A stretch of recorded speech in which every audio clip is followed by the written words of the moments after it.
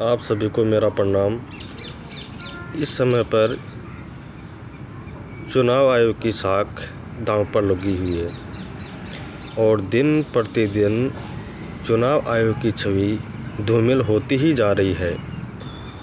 एक voter vote देने के बाद में अपने आप को ठगा हुआ सा महसूस करता है। हर एक वोटर को लगता है कि उसके वोट का दुरुपयोग हुआ है। जिसको उसने वोट दिया वह वोट उस प्रत्याशी को गया है या नहीं गया है, यह सवाल हर एक वोटर के मन में होता है। चुनाव आयोग को चाहिए कि वह निष्पक्षता से चुनाव करवाए, लेकिन इस समय दूर दूर तक भी यह नहीं लगता है कि चुनाव आयोग निष्पक्षता से अपना काम कर रहा है। अगर चुनाव सही तरीके से और निष्पक्ष हो, उसके बाद में भले ही कोई भी प्रत्याशी या कोई भी पार्टी जीते, लेकिन चुनाव आयोग की साख दांव पर नहीं लगेगी और हर एक वोटर स्वीकार करेगा कि जिसको उसने वोट दिया है उसका प्रत्याशी जीत गया या हार गया। लेकिन इस समय हर एक वोटर अपने आप को ठगा हुआ ही महसूस कर रहा है। बड़ा ही हो हल्ला हो रहा है ईवीएम के ऊपर कि ईवीएम को बैन किया जाना चाहिए। किसी भी कंट्री में ईवीएम से वोटिंग नहीं होती है, सिर्फ भारत के अलावा। यहाँ पर भी कुछ वकील लड़ाई लड़ रहे हैं कि यहाँ पर भी मतपत्र से चुनाव हो। लेकिन मेरा तो उनसे एक ही सवाल है कि अगर ईवीएम को बदला जा सकता है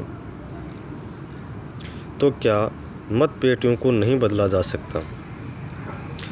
ईवीएम में टेम्परिंग की बात होती है, पता नहीं ये सही है या गलत है, लेकिन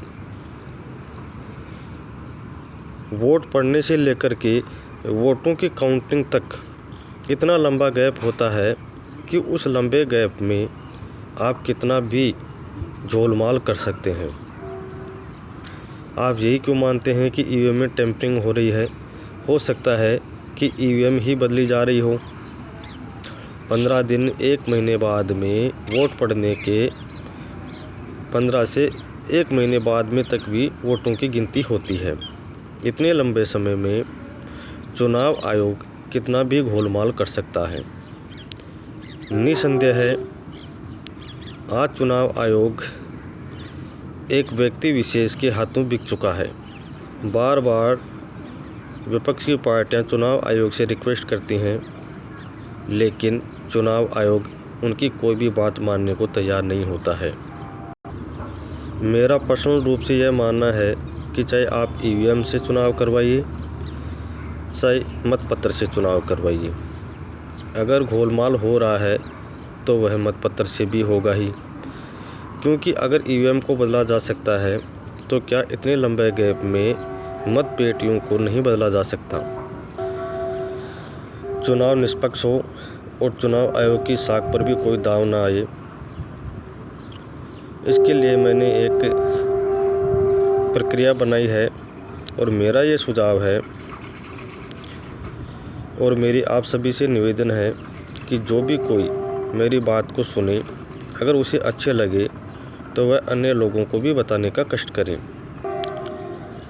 भारतवासी होने के नाते हमारा कर्तव्य है कि आज जो कुछ भी गलत हो रहा है हम उसका विरोध करें, ताकि आने वाली पीढ़ियों के सामने हमें शर्मिंदा ना होना पड़े कि जिस समय देश लूट रहा था, देश बिक रहा था, उस समय कुछ लोग दलाली कर रहे थे, कुछ जय जयकार कर रहे थे, लेकिन उनसे बड़े कसूरवार हम होंगे।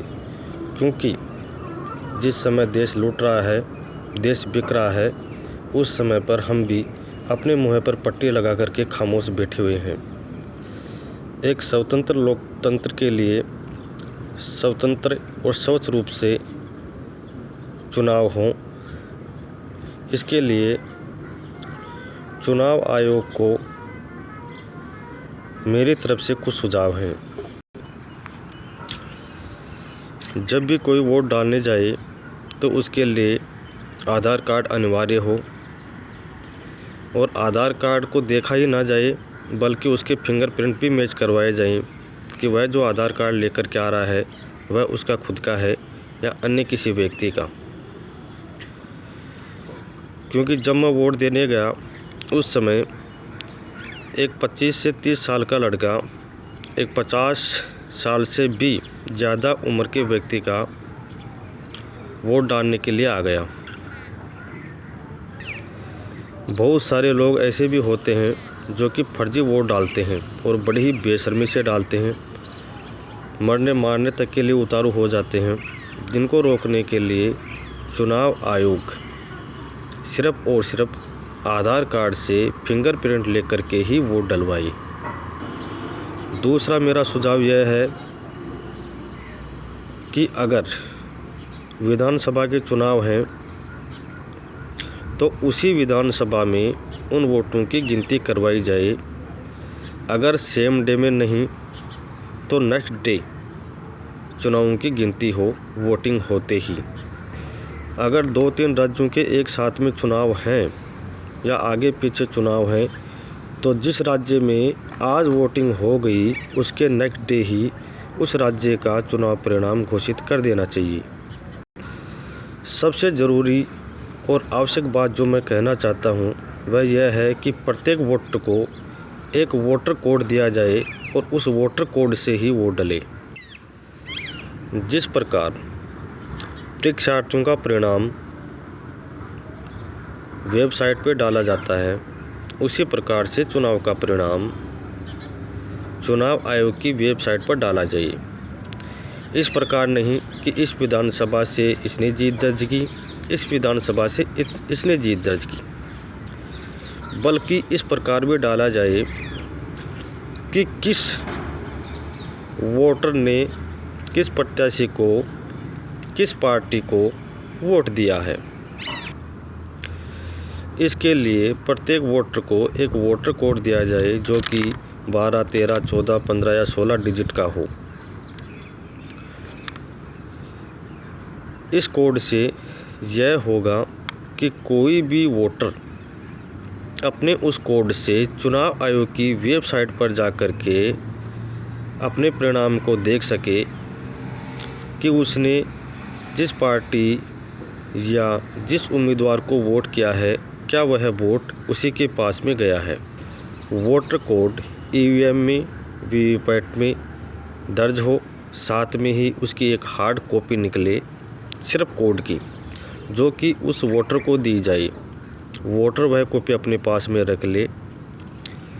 जब चुनाव का परिणाम वेबसाइट पर डाल दिया जाए उसके बाद में वह वोटर अपने कोड से मिलान कर सके कि उसने जिसको वोट दिया है क्या वह वोट उसी के पास में गया है। पूरा का पूरा परिणाम हर एक वोटर का हर एक कोड टू कोड चुनाव आयोग अपनी वेबसाइट पर डाले, जैसे कि मैं चुनाव होने के बाद में देख सकूं कि मेरा कोड यह है। उस कोड को मैं वेबसाइट पे जाकर के उस लिस्ट में चेक करूं, हाँ मेरा कोड इसमें है, मैंने जिसको वोट किया है उसी पार्टी को या उसी प्रत्याशी को वह वोट गया है।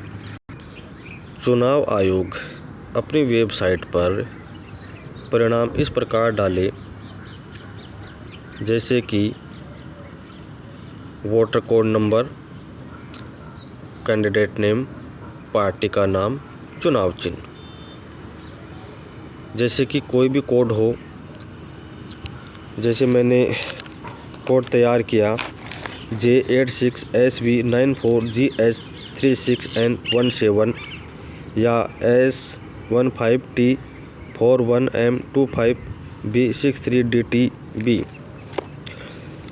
अब उसके सामने उस कैंडिडेट का नाम हो, पार्टी का नाम हो और उसका चुनाव चिन्ह हो कि इस कोड ने इस कैंडिडेट को इस पार्टी को वोट किया है।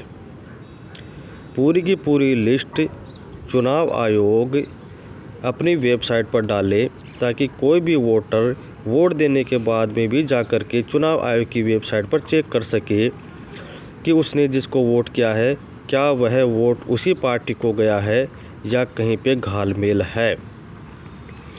और इस वेबसाइट पर वह कभी भी जाकर के देख सकता है। यह परिणाम परमानेंट उस वेबसाइट पर होना चाहिए A to Z क्रम में। उसके बाद में किस कैंडिडेट को कितने वोट गए, किसको कितने वोट गए, नाटा को कितने वोट गए, वो भी होना चाहिए। गुप्त मतदान की सुरक्षा को देखते हुए वोटर कोड से आप यह पता कर सकते हैं कि इस कोड ने इस पार्टी को या इस उम्मीदवार को वोट किया है, लेकिन उस कोड से यह पता ना चले कि यह कोड किस व्यक्ति का है, जिससे कि कोई भी उम्मीदवार या कोई भी पार्टी किसी व्यक्ति पर दबाव ना बना सके कि उसने उसको वोट नहीं किया है और वह उसका काम नहीं करेगा।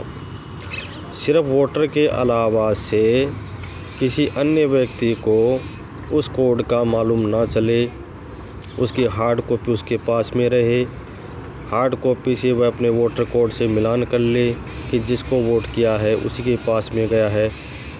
पूरी की पूरी लिस्ट कोई भी जा कर के देख सकता है कि इस कोड ने इस व्यक्ति को, इस पार्टी को वोट किया, लेकिन यह कोड किस व्यक्ति विशेष का है यह पता ना चले। मेरा आप लोगों से निवेदन है कि देश हित के लिए अगर आपको मेरी बात अच्छी लगे तो आप अन्य लोगों को भी यह बात बताएं, ताकि चुनाव निष्पक्ष रूप से हो और हमें मालूम चले कि हमने जिसको वोट किया है असल में वह वोट उसी को गया है। कोई भी वोटर अपने आप को ठगा हुआ महसूस ना करे, भले ही उसका प्रत्याशी चाहे जीते चाहे हारे। मैं चाहता हूं कि मेरी यह बात विपक्ष के नेताओं तक या जो पार्टी सत्ता में है उसके पास तक पहुंचे, चुनाव आयोग तक पहुंचे और इस प्रक्रिया का पालन किया जाए, ताकि हर एक वोटर को उसका हक और अधिकार मिल सके। बहुत बहुत धन्यवाद।